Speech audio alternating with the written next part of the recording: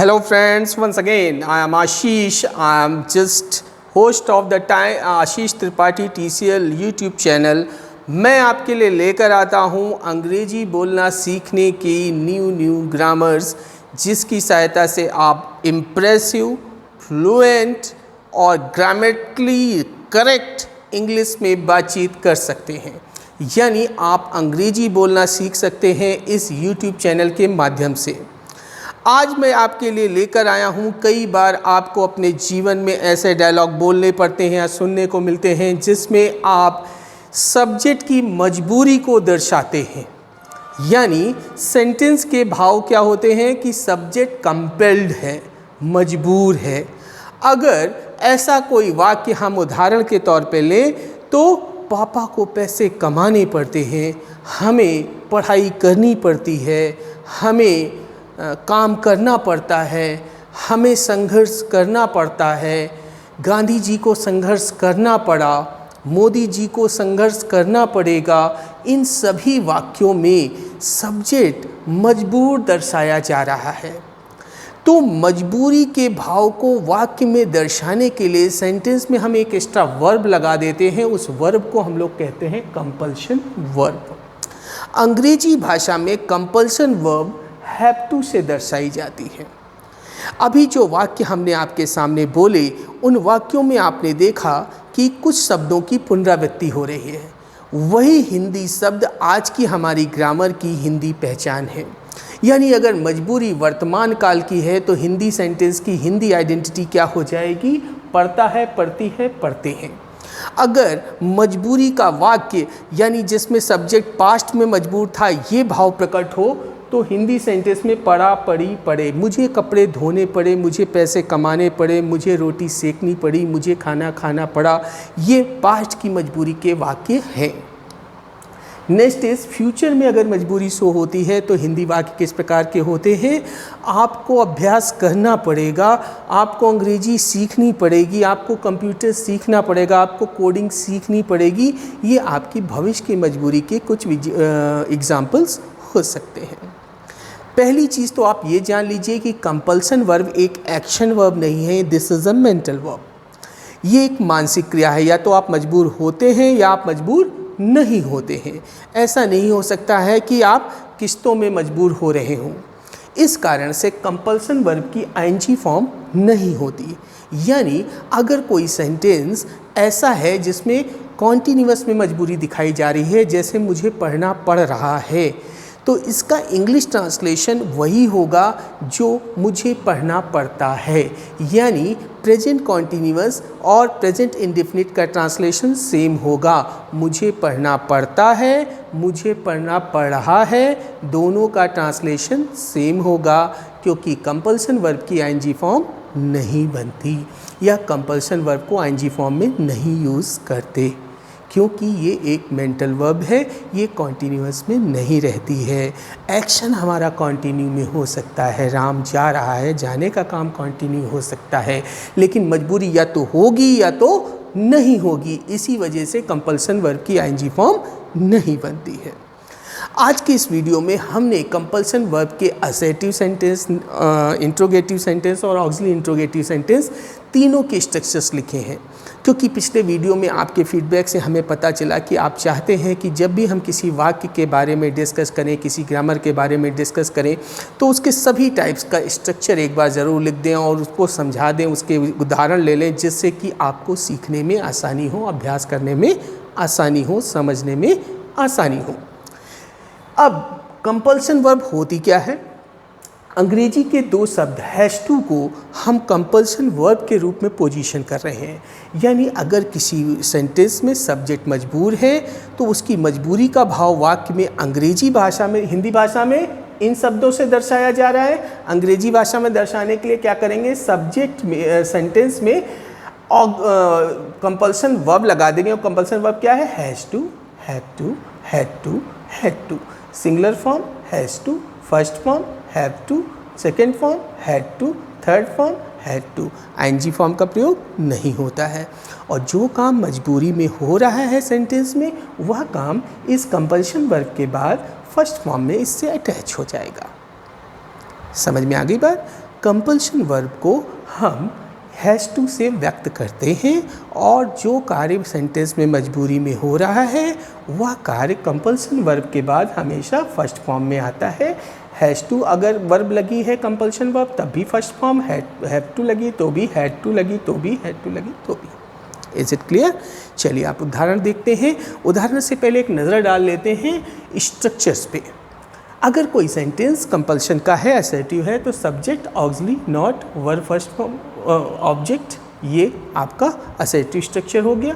अगर auxiliary interrogative है तो सबसे पहले ऑक्सिलरी आ जाएगी, फिर सब्जेक्ट, फिर नॉट, फिर वर्ब एक्शन, फिर ऑब्जेक्ट। अगर आपका सेंटेंस क्वेश्चन वर्ड इंट्रोगेटिव का है तो सबसे पहले क्वेश्चन वर्ड आएगा, फिर बाकी की ऑक्सिलरी आएगी, फिर सब्जेक्ट, फिर नॉट, फिर वर्ब एक्शन, फिर ऑब्जेक्ट या अदर वर्ड्स। पहला एग्जाम्पल लेते हैं प्रेजेंट इंडेफिनिट का। राम को पढ़ना पड़ता है। इस वाक्य में सब्जेक्ट है राम, काम हो रहा है पढ़ने का, और ये पढ़ने का काम राम मजबूरी में करता है, ये भाव वाक्य प्रकट कर रहा है। तो राम और प्रेजेंट इंडेफिनिट का सेंटेंस है, तो सेंटेंस की जो मेन वर्ब है उसकी कौन सी फॉर्म आएगी? सिंगुलर सब्जेक्ट के साथ वर्ब की सिंगुलर फॉर्म। तो राम के साथ पढ़ता है वर्ब की सिंगुलर फॉर्म क्या हो गई? Has to. Ram has to. और उसके बाद जो काम मजबूरी में करना पड़ रहा है वो उसकी फर्स्ट फॉर्म, तो राम हैज़ टू स्टडी। अगर प्रेजेंट इंडेफिनिट का निगेटिव सेंटेंस हो और सब्जेक्ट हमारा सिंगुलर है, जैसे राम को नहीं पढ़ना पड़ता है, तो प्रेजेंट इंडेफिनिट में राम के साथ निगेटिव सेंटेंस में ऑक्सिलरी आती है, पॉजिटिव में ऑक्सिलरी नहीं आती। निगेटिव में ऑक्सिलरी क्या आएगी सिंगुलर के साथ? डज। तो Ram doesn't have to study. जब डज नॉट लग गया तो अब वर्ब की कौन सी फॉर्म आएगी? First form. जब ऑक्सिलरी नहीं लगी थी, क्योंकि राम के सिंगुलर होने की सारी रिस्पॉन्सिबिलिटी किसने संभाल ली? डज ने। तो जब राम सिंगुलर वर्ब को हैंडल कर रहा था तो अकेला था, अब राम की सिंगुलरिटी डज नॉट ने मैनेज कर ली तो वर्ब फर्स्ट फॉर्म में आ गई। यानी जब ऑक्सिलरी लगेगी तो कंपल्सन वर्ब की फर्स्ट फॉर्म आएगी, जब ऑक्सिलरी नहीं लगेगी तो कंपल्सन वर्ब की सिंगुलर फॉर्म आएगी। Is it clear? This is for present indefinite. क्या राम को पढ़ना पड़ता है? Auxiliary interrogative. ऐसे वाक्य जो क्या से शुरू होते हैं और उत्तर हाँ अथवा नहीं में आता है। क्या राम को पढ़ना पड़ता है? उत्तर किस में आएगा? यस और नो। तो ऐसे वाक्यों को कहते हैं ऑक्सिलरी इंट्रोगेटिव।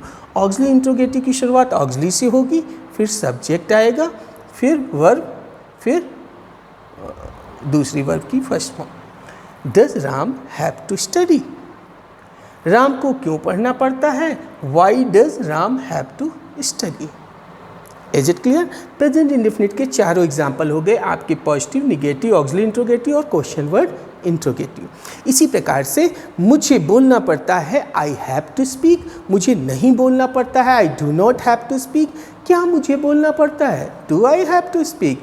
मुझे कब बोलना पड़ता है? When do I have to speak. Is it clear? अगर सब्जेक्ट आई होगा तो निगेटिव और इंट्रोगेटिव सेंटेंस में ऑक्सिलरी क्या लगेगी प्रेजेंट इंडेफिनिट में? डू। अगर सब्जेक्ट सिंगुलर होगा, ही, शी, इट, राम, श्याम, तो ऑक्सिलरी लगेगी डज, जैसा कि इन एग्जाम्पल्स में आपने देखा। अब चलते हैं पास्ट इंडेफिनिट की तरफ। पास्ट इंडेफिनिट में कंपल्सन वर्ब का प्रयोग कैसे होगा? राम को पढ़ना पड़ा। ये वाक्य क्या शो कर रहा है? पास्ट में राम को मजबूरी में पढ़ने का कार्य करना पड़ा। तो इस पढ़ा शब्द को हम सेंटेंस की मेन वर्ब मान रहे हैं, और पास्ट इंडेफिनिट में सब्जेक्ट के बाद वर्ब की सेकंड फॉर्म आती है, तो कंपल्सन वर्ब की सेकंड फॉर्म क्या हो जाएगी? Had to. सेंटेंस में दो क्रियाएं हैं, एक पढ़ना और एक पढ़ा। जो क्रिया लास्ट में आती है उसका प्रयोग पहले होता है और वही सेंटेंस की मेन वर्ब कहलाती है। तो पढ़ा लास्ट में आया तो उसकी सेकंड फॉर्म आ गई पास्ट इंडेफिनिट में, राम हैड टू स्टडी। अब यही सेंटेंस अगर नकारात्मक हो जाए, राम को नहीं पढ़ना पड़ा, तो राम के साथ पास्ट इंडेफिनिट में ऑक्सिलरी आ जाएगी, और जैसे ही ऑक्सिलरी आएगी वर्ब फर्स्ट फॉर्म में। पास्ट इंडेफिनिट के पॉजिटिव सेंटेंस में सेकंड फॉर्म आती है, और नेगेटिव सेंटेंस में डिड ऑक्सिलरी आने के बाद वर्ब की फर्स्ट फॉर्म। हमारी मेन वर्ब क्या है? पढ़ा। पढ़ा की first form, Ram did not have to study. अगर ऑक्सिलरी इंट्रोगेटिव की बात करें, क्या राम को पढ़ना पड़ा? Did Ram have to study. Ram को क्यों पढ़ना पड़ा? Why did Ram have to study. Ram को कितनी रोटियां खानी पड़ी? How many chapati did Ram have to take. Ram को कब जाना पड़ा, when did Ram have to गो।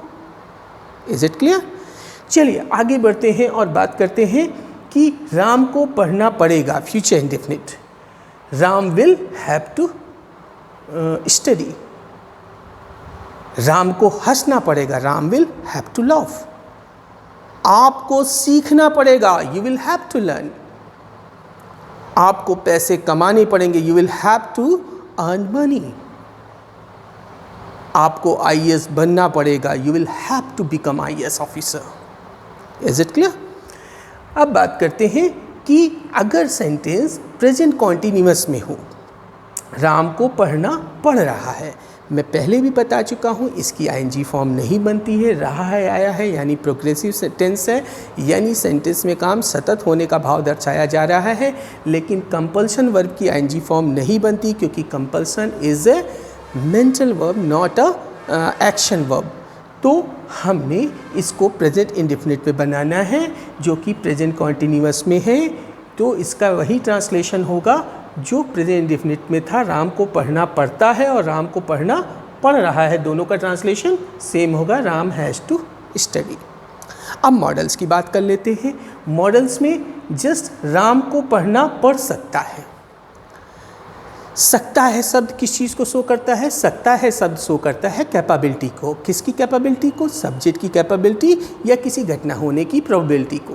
तो राम को पढ़ना पड़ सकता है, इस सेंटेंस में राम की कैपेबिलिटी भी शो हो रही है और मजबूरी भी शो हो रही है। तो जो व्यक्ति 50% से ज़्यादा कैपेबल हो, वो 80% से ज़्यादा कैपेबल होगा, वो मजबूर नहीं हो सकता। तो आपके दिमाग में आया होगा कि सकता है आया है, कैन मॉडल ऑक्सिलरी लगेगी? नहीं, कैन मॉडल ऑक्सिलरी 80% कैपेबिलिटी को शो करती है। उसी की दूसरी पार्ट में जो 50% कैपेबिलिटी को शो करती है। तीसरी माइट जो 20% कैपेबिलिटी को शो करती है।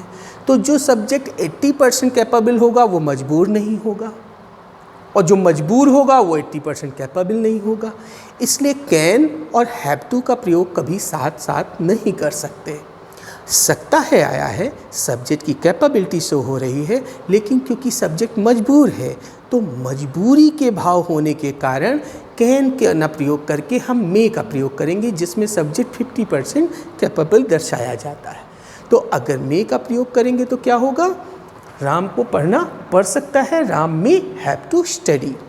राम को नहीं पढ़ना पड़ सकता है, Ram may not have to study. अगर शायद लग जाए, शायद राम को पढ़ना पड़ सकता है, तो क्या हो जाएगा? Ram might have to study. शायद राम को नहीं पढ़ना पड़ सकता है, Ram might not have to study. आशा है कि आप अब अपने कंपल्शन कॉन्सेप्ट को समझ चुके होंगे। एक बार रिवाइज कर लेते हैं। अगर हिंदी सेंटेंस में सब्जेक्ट मजबूर दिखाई दे तो हिंदी सेंटेंस में ये पहचान आती है, प्रेजेंट में पढ़ता है, पढ़ती है, पढ़ते हैं, पास्ट में पढ़ा, पढ़ी, पढ़े, और फ्यूचर में पढ़ेगा, पढ़ेगी, पढ़ेंगे। ऐसे वाक्यों को अंग्रेजी में अनुवाद करते वक्त एक एक्स्ट्रा वर्ब लगा देते हैं, जिसको कहते हैं कंपल्शन वर्ब। कंपल्शन वर्ब होती है हैज़ टू, जिसकी फर्स्ट फॉर्म होती है have to, second form had to, third form had to, singular form क्या होती है? Has to. इस वर्ब के बाद वह काम जो मजबूरी में किया जा रहा है उसकी फर्स्ट फॉर्म लगती है। ठीक है, कंपल्सन वर्ब से युक्त सेंटेंस में जो काम मजबूरी में किया जा रहा है वो फर्स्ट फॉर्म में आता है, और सेंटेंस की मुख्य क्रिया क्या होती है? वो कंपल्सन वर्ब। प्रेजेंट इंडेफिनिट के एग्जांपल्स आपने देखे। अब आपको क्या करना पड़ेगा? आपको अभ्यास करना पड़ेगा। You will have to exercise, you will have to do practice. ठीक है, और अगर आपको ये चैनल अच्छा लगेगा, आपको ये वीडियो पसंद आएगा, तो आपको क्या करना पड़ेगा? You will have to subscribe my channel. अगर अच्छा लगेगा, देयर इज़ नो कंपल्सन। ठीक है, ये बोलने का अंदाज बताया। दादी को दवा खानी पड़ेगी, दादी will have to take medicine. आपको हॉस्पिटल जाना पड़ेगा, you will have to go to hospital. आपको मास्क लगाना पड़ेगा, you will have to apply mask, you will have to use mask. आपको सैनिटाइज़र यूज़ करना पड़ेगा, you will have to use sanitiser. Corona infection चल रहा है, it's my humble request to you all, always use mask when ever you go in a public gathering.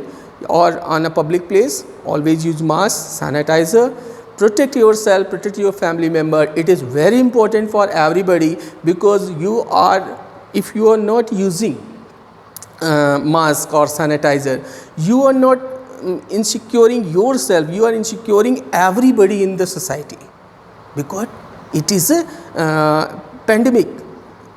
It can affect everybody. So don't play with the corona, don't be casual, don't be careless. It's my humble request to you all, please please please be safe and use mask and sanitizer. आज के video में हम लोगों ने compulsion work के बारे में discuss किया। अगर इससे रिलेटेड कोई भी क्वेरी हो तो आप कमेंट बॉक्स में मेंशन कर सकते हैं। आज का वीडियो अगर आपको पसंद आया है तो आप कमेंट बॉक्स में जाइए और हमें फीडबैक दीजिए। मेरा चैनल सब्सक्राइब कर सकते हैं, बेल आइकॉन दबाइए, जिससे आने वाले वीडियोस के नोटिफिकेशंस आपके मोबाइल पे आपको मिल सकें। आज के लिए इतना ही, फिर मिलेंगे एक नए वीडियो में एक नए सब्जेक्ट के साथ। तब तक के लिए गुड नाइट, शुभ रात्रि, शब्बा खैर, जय हिंद, जय भारत।